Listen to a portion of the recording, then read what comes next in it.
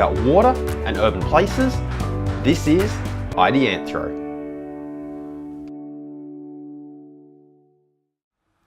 Hey everyone, and welcome back to Ideanthro for an episode that I am both super excited about and frankly quite disappointed in myself in.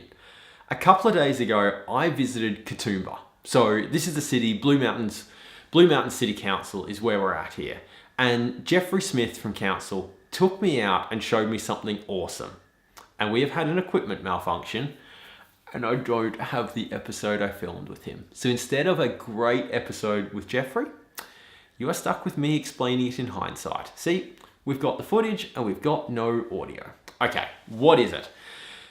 So Blue Mountains City Council have been doing something that I think is really great. They have built capacity within their construction teams, within their bush management teams, and they have got to the point where they are able to turn up on site for a site where perhaps they need to do a stormwater disconnection to protect, say, a lovely wetland environment downstream, because Blue Mountains, right?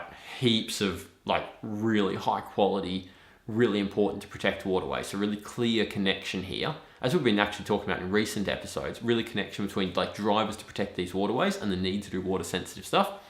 This council has developed the in-house skills to be able to turn up on a site where they need to do a stormwater disconnection and to both design it and construct it in one day. And I think that's really impressive. And I'm going to tell you about it. So this site here that you see me and Jeffrey standing in front of while we have a bit of a chat, this site here is perched above an important, it's called a hanging lake. So it's like a peat wetland system here. And all along the residential area, which you don't see here, but it's like a low density residential area, there are stormwater connections into this hanging wetland that had been doing it damage. And so council, and this isn't the only spot they've been doing it, they've done this in quite a few spots around the city, but this is the one that Jeffrey and I talked about.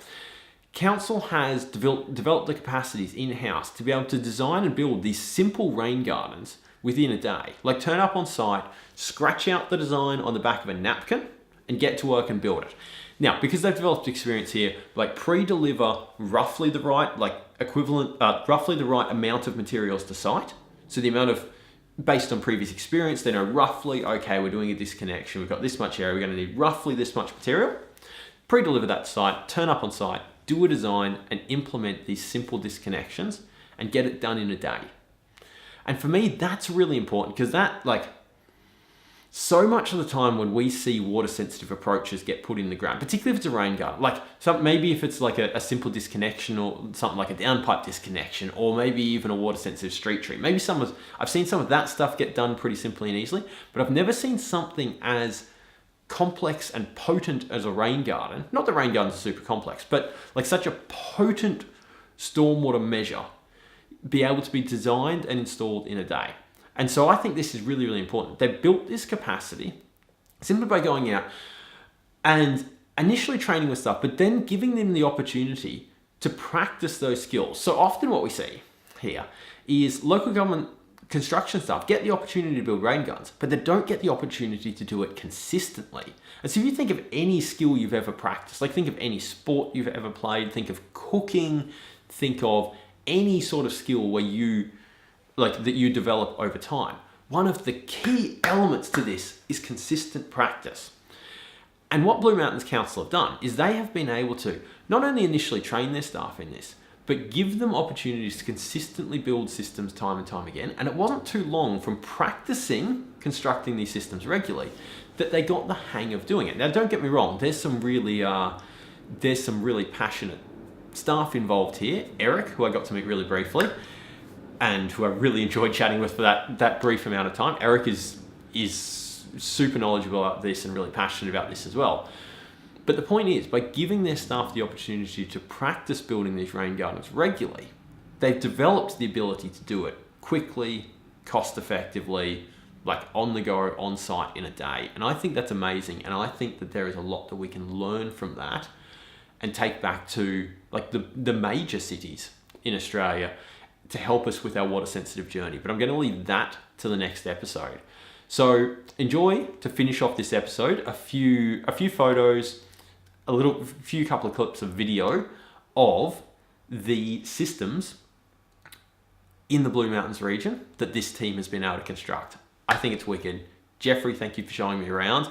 I am so sorry that I lost the audio for the episode that we filmed. It was a cracker, but I'm just gonna have to come back up again, and I look forward to it. Eric, thank you for the chat as well. Thank you for watching. We'll see you soon. Enjoy the images. See ya.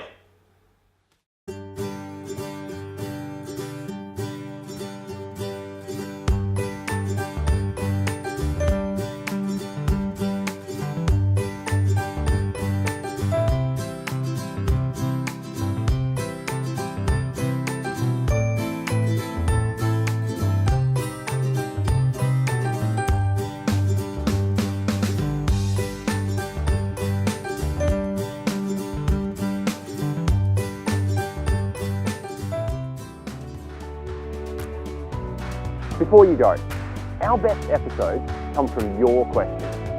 This knowledge base, these discussions that are Ideanthro improve with your contribution. So if there's a topic, an idea, a concept that you would like us to explore, come and ask us. You know where to find us. www.ideanthro.com/contact. You can find us on Facebook, YouTube, LinkedIn, and that place you get your good podcasts from. You know where to find us. We look forward to hearing from you. We'll see you soon.